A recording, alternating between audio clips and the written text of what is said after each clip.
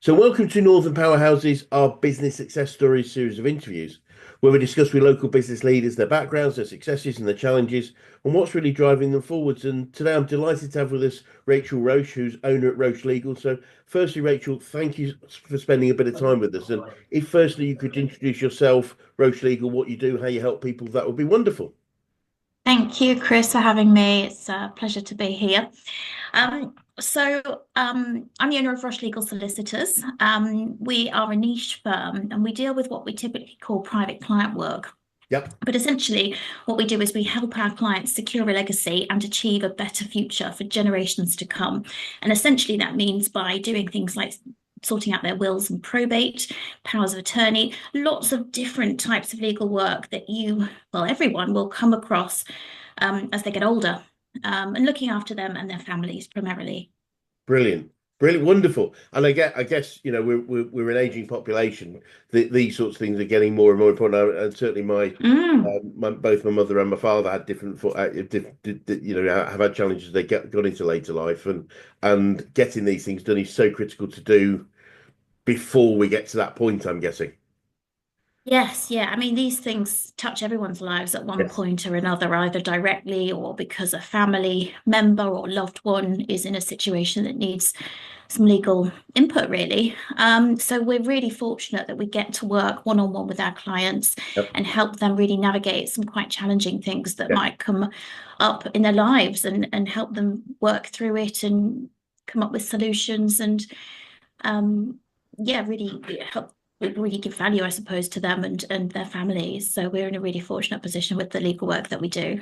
Wonderful, wonderful. So sounds absolutely great. And maybe if we start to looking backwards a little bit, if you could tell us a little bit more about your background, how you got into business, and why this particular one. Yeah, sure. For some reason, I always wanted to be a solicitor. I don't know why. Probably watched something when I was growing up on TV and thought it looked pretty cool. Brilliant. It's not as glam as people might think, but I think that's where it all started, to be honest. Yes, I set up the business, having worked in law firms since I was 18, actually. So I finished Well, my A-levels and went straight in to start training with a yes. local firm where I was living at the time. And eventually qualified as a solicitor. Obviously, it took a number of years, 8 years, I think. Yes. And 11 years ago next month, Roche Legal will have been born. So I set the firm up shortly after I moved to Yorkshire. So I didn't Yep. know anyone. First person I met was a very lovely accountant lady who's still friends with me today. Wonderful. And then from there, you get introduced to different people, and the business was growing. But essentially, I set the firm up from my spare room on an RAF base at what was Linton on Ouse at the time. Right. And it's gone from there, really. We now have a couple of premises here, a satellite office in London. And yeah, we're growing a really, really nice, positive team, Wonderful. really nice bunch of people to work with. So I'm very fortunate. Wonderful, wonderful. And getting to 11 years, getting past 10 years is quite a significant milestone. You're probably well. Unfortunately, the stats of small businesses is of small business survival is not great. So you're probably where in as an average, 80% of businesses fail in the first 5 years of operation. And of the 20% that survive, another 80% of those fail in the following 10 years. 5 years. Wow. So getting ten Hmm. years puts you in the top 4% of businesses. Only 4% of businesses. That's really Yes. good to know. It's really good to Mm. celebrate because it is a significant thing. Especially I think sometimes when we're in challenging times, and things aren't feeling like they're not necessarily going Yes. as well as they could. But with getting through challenges is often a big thing. And I know in my business career, it's sometimes getting through a recession is the most, is it definitely worth celebrating. Not Yes. necessarily growing or anything else, but just making it to a certain milestone is so key. Which is wonderful. So, congratulations. But looking back over those 11 years, what are some of the key challenges would you say you've had to overcome? Well, I don't think really we've had any kind of boom time in the last 10, 11 years. I think we No. have, as an economy, had a pretty Yes. challenging Yes. decade. And then obviously with the pandemic, that was a real kicker a Yep. few years ago and has it was a really challenging time Yeah. for so many people, myself included. From a mindset point of view, I think more than anything. And then you really had to shift, or I found I really just had to shift my ways of thinking about so many things. But it's really shaped, I think, the business for the better. So as Yep. challenging as it was during that time, I think it certainly made me and by extension the business far more agile and far more resilient. Yes. But it has been a really testing, it was a testing time during that couple of years. And I'm sure everyone listening can relate to that one way or another. And but yeah, I do look back on that period of time and think, gosh, as hard as it was, I think so much positive stuff came out of that. But it's only really these years later and probably going into the future that you can really, or I can really appreciate that. Yes. Because I think my learning curve just went, it was the learning curve was very steep. And yeah, I mean, I'm sure we could do a whole podcast on just the pandemic, couldn't we? Because there's so much to say about it. But needless to say, I think we've come out better. We're still here. Yep. And like I said, I think we're more resilient than ever and able to adapt to lots of things. So bring it Yeah. on. Brilliant. And so looking back and so as I say, celebrating the fact that often we've overcome things is really, Yeah. really key. We talk quite a lot. A lot of people talk about being, resilient and resilience as being an important key of being a business owner. And one thing we advise people on is to not so frequently, but consistently look back and celebrate the things we Mm, have achieved because that builds resistance. It's a building block of yes. to celebration. And yet, unfortunately, let's say the challenge is most entrepreneurial people are always looking at what they haven't achieved yet rather than what they have. Well, I And do plenty of that as well. that's But it. yeah, I completely agree with what you're saying. I think it's so important to remind yourself that you have overcome other and similar challenges. If you're facing something now, you Yes. look back and you think, well, I've done something like that before, it all worked out. So why can't I do it again? And then you get on with it. But yeah, just like you said there, there's a whole host of things I've got on my to-do list, loads of stuff. I think that's just the nature of the beast, isn't it? We want to keep moving and doing things and ticking stuff off to-do lists and Absolutely. progressing. Absolutely. It's, it is a very common trait. Is the key thing for me is just every now and again look back and go, look, this is how far we've come. Brilliant. And looking back also, what would you say are the most important lessons you've learned about growing a business?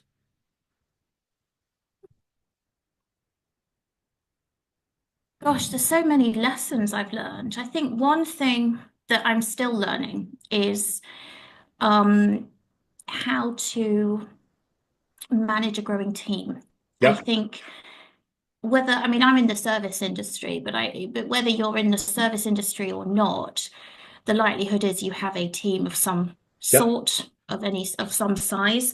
Yes. And I think because in my previous roles, I was never involved in people management, that's been a Yes. learning curve and obviously balancing all of that along with operational needs of the business. So I was, the people piece is what I kind of call it. The people piece, I Yeah. think for me is most challenging. I'm still learning, but I have, goodness me, learned an awful lot Yes. about that in the last 10 years. So hopefully I'm a much more effective people manager than I was. I mean, I would hope so after this time. But yeah, just juggling acts of all sorts. I'm probably a better juggler than I ever was. Yes. In my previous roles, when I was an employee, I had a bit more of a siloed job. Like you just do that job. This is what you do. You go in, you have your to-do Yep. list.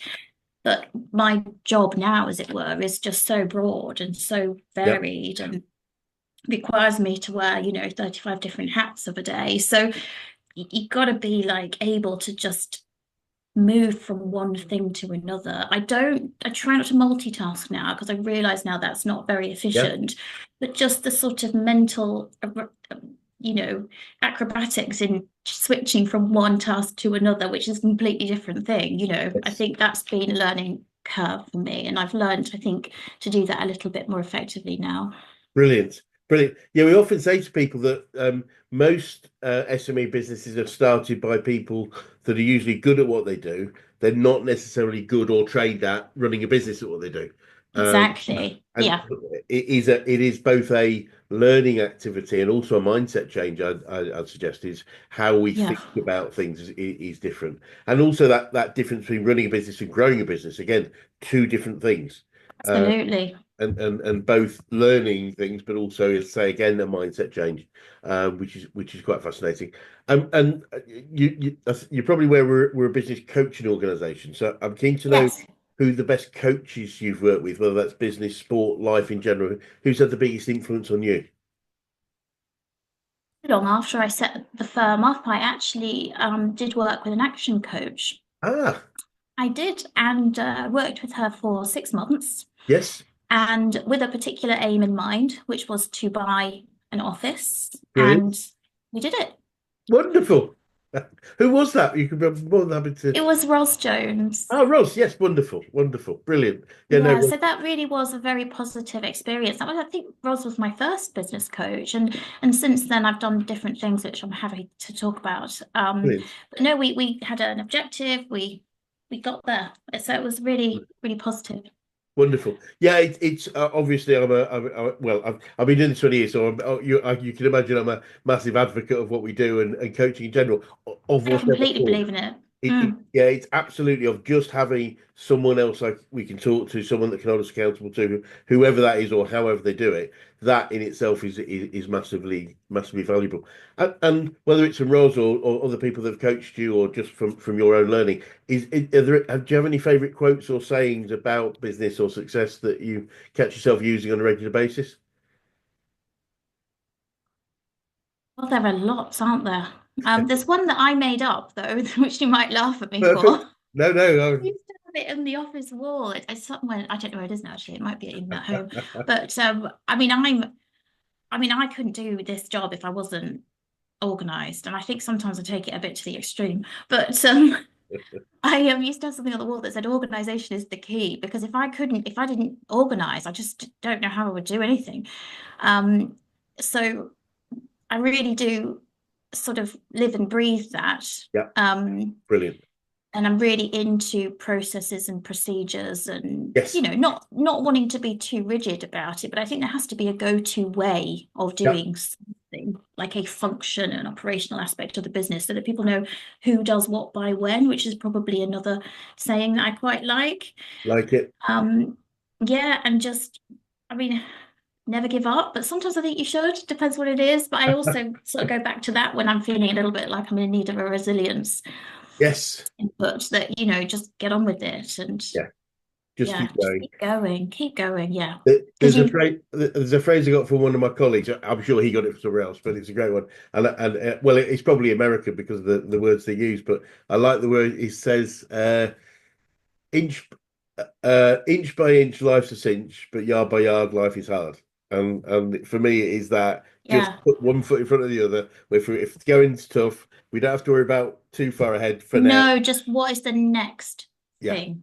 Yeah. Absolutely, the absolute next thing, and it's interesting because you made me think. I often talk to business people about the sort of growth journey, and I do say, look, you can get to a certain level of success, both financial and other things, with a few good people and sheer blood and guts. Just work very hard Yeah. without Dig your heels in, get on. Yeah. without organization. But once you've hit a limit of resource where it's not about you can't give any more time, the Mm, mm. putting structure, organization, being effective in delegation, those things are key. Otherwise, that's it. That's about as good as it's going to get. So the need to embrace organization, structure, systemization, delegation, etc., is so key for anyone that wants to Yes. grow a business successfully. I Yeah. would suggest. Yeah, and I think from my point of view as well, obviously, as you've touched on, processes help the team to know what they're doing, Yep. but it also really helps my mental load, because it means that I can sort of brain dump everything into our Yep. internal Wikipedia, and it's Yep. there, and I don't have to remember it. I know where it is, and so does everyone else. And then Brilliant. if they ask me a question and it's not in there, I'll put it in there pretty sharpish. Absolutely. because I'm not always available, and I always don't remember everything either. My brain's not that big, I don't think, to be honest. So I need to put it somewhere else, so it's easily retrievable both for me and everyone else. Absolutely, bang on. It's just like, let's get out there, and then hopefully most people should refer to that first before taking, because all of that Q&A stuff is time consuming for both parties when the Yeah. information is Yeah, available. it's just for efficiencies Yeah. and so that people feel that they have access to everything at the Yes. touch of the touch of a keyboard, they can get the answer. Absolutely brilliant. And Yeah. from your learning in general, have you got any favorite books or videos Yes. around business success, personal development? What are your go-tos? In fact, I would say this when we have new starters, we have an onboarding program, and there's actually a bit in the program about sort of recommended reading, and I updated it only this week because I've started reading Mel Robbins' new book, which is called The Let Them Theory. I don't know if you've heard of that. I haven't today, but She's had really quite a surge in popularity over the last couple of years. I think she's awesome. And I'm just over halfway through that as an audiobook. That I would say is just so good. brilliant. It's personal development, though, rather than business. Yep. Another personal development one that I have on our list is The Power of TED. I don't know if you've heard of that one. Yes, I have. Yeah, brilliant. And you just give us a Yeah. little bit more about that. Is that something that you've read? Have you read? You've read that one? Yes, yeah, and it is again, it's just about mindset and about looking Yeah. at things in a different way and using problems to really propel you rather than bring you down. I Yeah, think that's great. the theme of a lot of books like that, but sometimes it's nice to have a bit of a reminder. And then in terms of business books, there's EOS Yes, and Rockefeller Habits and those types of books, which I've just thought are really good. I mean, they speak to me, of course, being process driven. They have, you yes, have the 90-day cycles and you have yeah. the bits you do. And so, I mean, that is just great for me. Brilliant. Um, and so, yeah, I would say those are three or four of the headlining books that I really advocate. Wonderful. And keeping on the learning theme for now, what would you say you Mm. learned about yourself throughout your journey so far? Um, oh, that is a question. Um, Well, I think I definitely know myself a little bit better. Well, a lot better now. Yeah, I think you really do have to look at yourself, don't you, in this process? Well, I have had to, yes, and work out, where do I need to improve? So yeah, I think I have had to just become more flexible and sort of grip things. Sometimes if there's an issue, sometimes I'll just think, oh God, I don't know how to do that or how to deal with that. And then I kind of not procrastinate, but I kind of put it to one side when actually sometimes I need to think, no, just do it now yep, because it gets it out of my brain then as well. Because sometimes if there's something going on and I'll think, I'll take it home with me because it's in my head. When actually, if I'd just done it that yeah, afternoon, but I mean, I don't know whether I'll ever change because sometimes I still catch myself not doing those things in a timely way. yeah. But I try and catch myself and try and remember that I have learned that multiple times in the past. Yeah, I can totally empathise that. And I do think it's about an improvement rather than a complete change. If you know what I mean, it's An just awareness, isn't it, of lots of yeah, things. yeah. Just doing it a bit more often is valuable, and just accepting that maybe if I'm somebody that naturally wouldn't do that, every now and again I won't, and that's okay too. Yeah, and also delegation. I tell you what, I am better at that than I ever was.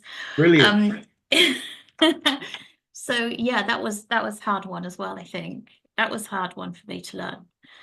And what would you say are your sort of key what's the right word, things you've learned about delegating? What are some of the tips that you might pass on about being a good delegator, would you say? So I think the first thing, if I have something to do, I will think, is this best use of my time? Can I delegate this? Great. That's literally one of the first things I'll think about. Yep. Um, and if I can, great. If I can't, fine. At least I've Yep. thought about it. Or can I delegate a part of it? Whilst I'm getting on with this bit, can somebody else be doing that bit? Yes. Because again, that's more efficient. You can split tasks out, can't you? You don't have to delegate Absolutely. everything of a task. You can split it into sections and give different bits to different people. Brilliant. So I think I'm better at thinking about that first before doing anything. And Yep. then, who in the team is the best person to do this? Because I've also got to remember that if there is a job to be done and it lands in my inbox, I'm probably not the best person to do it anyway from a skill set point of view, never mind anything else. Because Oh, there we are. yeah, it is. It was going Wonderful. to happen, Welcome. wasn't it? Yeah, Um, absolutely brilliant. so, we have such incredibly talented people here. Yes. They'll do a better job than me, so I better give it to them to do. Brilliant. Yeah. Absolutely brilliant. And I think one thing you said there, which I think is really relevant, is breaking tasks down.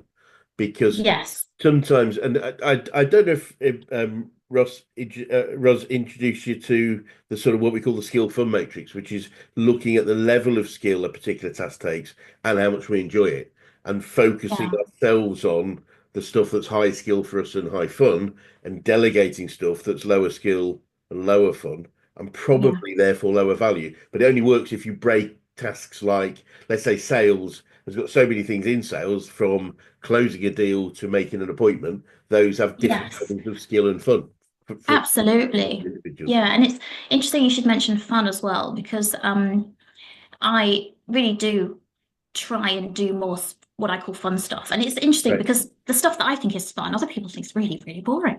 So, Absolutely. you can't assume, can you, that it's fun for Yeah, everybody. absolutely. So I try and do a little bit more of the fun stuff because I'm also wildly aware that if you're forever doing something as an owner that you really don't want to do, if every day is filled with stuff you really don't Yeah, like doing or you're not that great at, you're going to end up really resenting going to work. And that's kind of a fear of mine. I've really tried to make sure that doesn't ever happen yeah, because then I think it just becomes really unenjoyable. And I think that can yeah, also impact the wider team. absolutely. So, I think it's important as an owner to do the stuff that you think is fun and enjoyable. 100%. I think it's Brian Tracy who talked about the idea that the most successful organizations are the ones where most people spend most of their time doing the three things they really love and they're really good at. And it's only three. Yeah. He's not limiting it. It could be No, four. that's really good to know because But sometimes I think when I'm doing all my sort of fun stuff that I should be, because I think, I feel like I should be doing something else? But maybe the answer after that is no, can continue doing the fun stuff. Absolutely, because fun will be effective, will be efficient, and therefore will be profitable. It just Yeah. makes it's one of these sort of virtuous things. We're actually by doing something, but unfortunately, I think we as a race of beings tend to do guilt a lot and think if I'm doing something I enjoy, Yeah. that's somehow a bad thing. Whereas absolutely, it's what we should.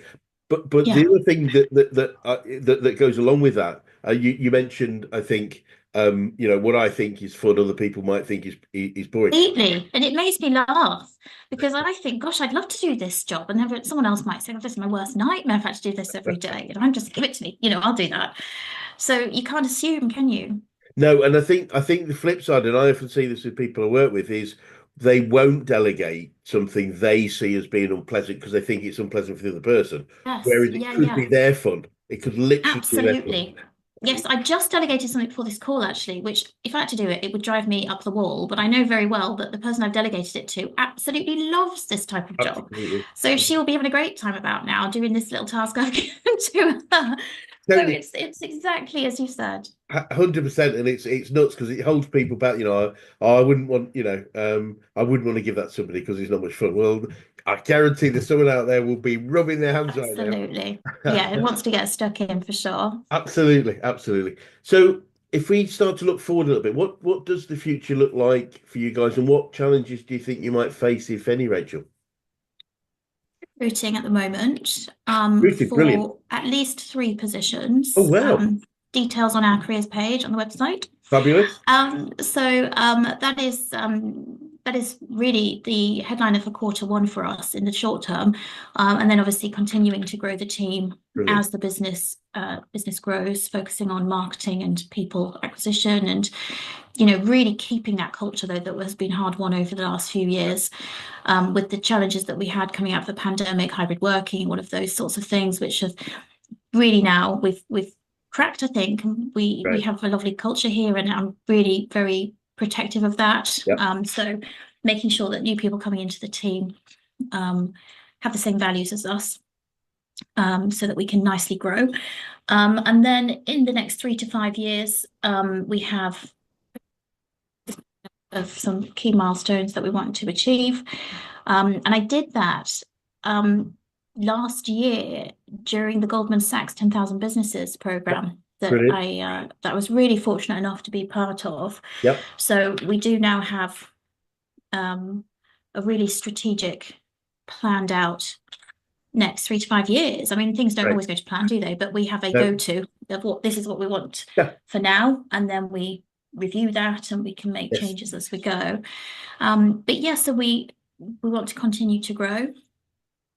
In the plan at some point, we'll be potentially opening an office somewhere abroad. I did a lot of work before Goldman Sachs in America on my business education. Yep. So I have a huge number of contacts over in the States. And it would be nice to potentially have an office there or somewhere else. We do a lot of cross-border work, so dealing with clients with assets all over the world. So Yep. to have a presence outside of the UK, I think would be a really good thing for Wow. us at some future time. Wonderful. How exciting. Yeah. Yeah, it is really exciting. But I think for this year, though, my main focus is to really grow the London presence. So I have planned trips to the London office Yep. every month, every couple of weeks. I can't remember what we've done now, so that I can really get more of a presence myself down there. Yep. Potentially then also to hire some people in London, as well as continuing to grow the team here in York. Brilliant. But yeah, just some growth, but not growth for growth's sake, thinking about it No. strategically, keeping that real culture that we've really worked Yes. hard for. And yeah, we'll see how we go.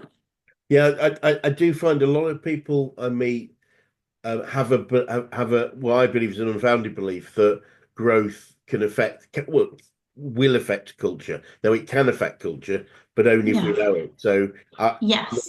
our job as owners of a business is to maintain the culture and communicate the culture as the business grows. Yes. If we do that, there is no reason we can't have a business of whatever size with Yeah. the same culture, I think. Yeah. But I really think you have to have that front and center though, the Yes. culture piece.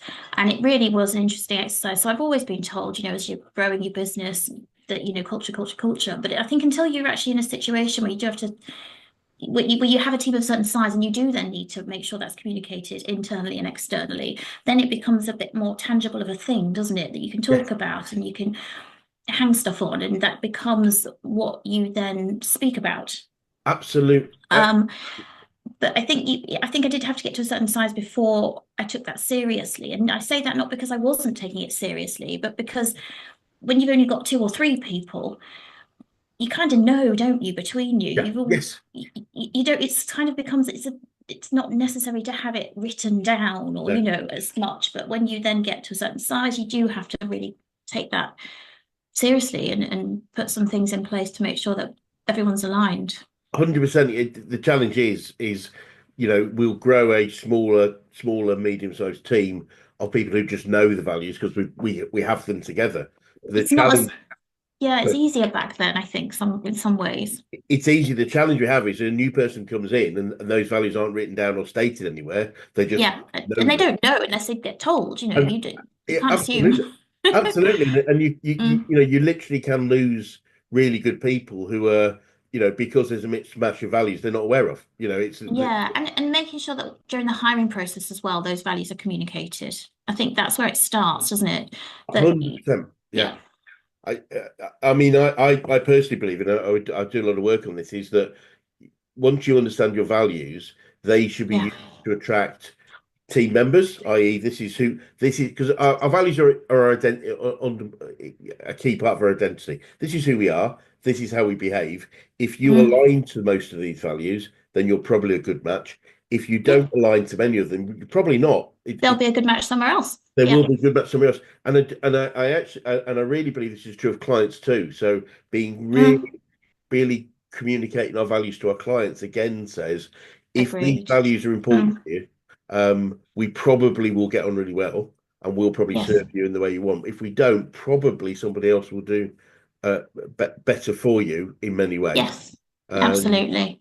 it's not an easy one, that one, because obviously most businesses, especially when we start, we want to grab anybody we can, but really the best businesses are the ones that are really well aligned on values. I've always said, Rachel, that good relationships come with a match of goals. We both want to achieve the same thing, but great relationships come with a match of values. We both think the Oh, same I thing. like that. And Mm, I think it's really key because it could be we both want to achieve this thing, but if we have different set of rules of life to achieve it, we can Yes. easily diverge. Whereas if we both Yeah. believe this is the way to operate, this is the way to behave to each other and other people, then we'll probably always be standing alongside each other, I think. Mm, yeah, Brilliant. really good points. Brilliant. And I'm really keen to know what you would say to anyone that was thinking of going into business right now. A, absolutely, seriously consider doing it. Brilliant. I don't think I would put anyone off. No way. I mean, it's really not an easy No. thing. I mean, let's not sugarcoat it. It's not an easy job, I don't think. Yeah. It's a tough gig. Um, and sometimes I wonder, back, almost 11 years ago now, would I have done it if I had known? And I don't know the answer to that. But I am glad I didn't know because I am ultimately glad that I did. Uh, I mean, that's a really good point. It makes me remember I was lucky enough to grow a business. The first business I joined as an employee, four of us grew that to a chunky business. We're over 100 Yeah. people, to 12 billion turnover, and Mm, we sold that. And because I didn't really get it that right, for there was a couple of years I used to look in the mirror every morning and say I would have given all the money back not to have gone through that experience. It wow. was that bad. We Mm, recovered from it, etc.